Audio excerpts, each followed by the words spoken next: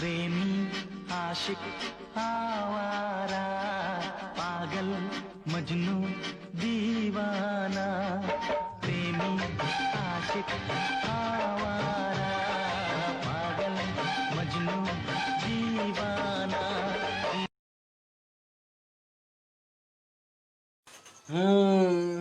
का रे तनी का नाम हो? सर जी एक हफ्ता। तनी के साथू भाई हो सो? जी सर, अतवार सोमवार मंगल बुध बृहस्पति शनिवार।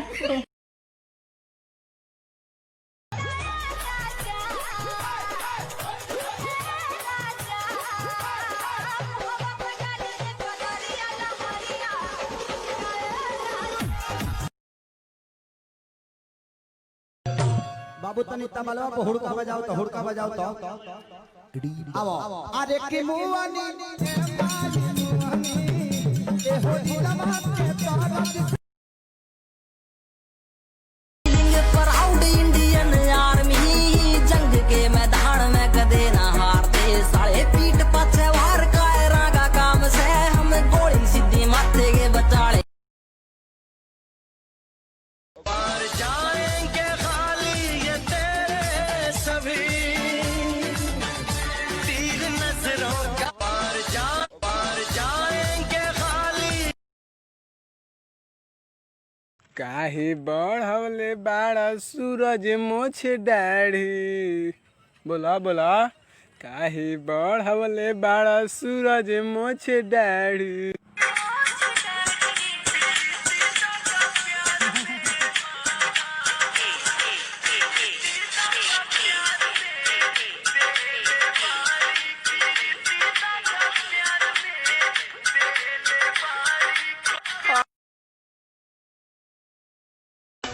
जिला टॉप लागेलू कमरिया कमरिया कमरिया करेला पालप लॉलीपॉप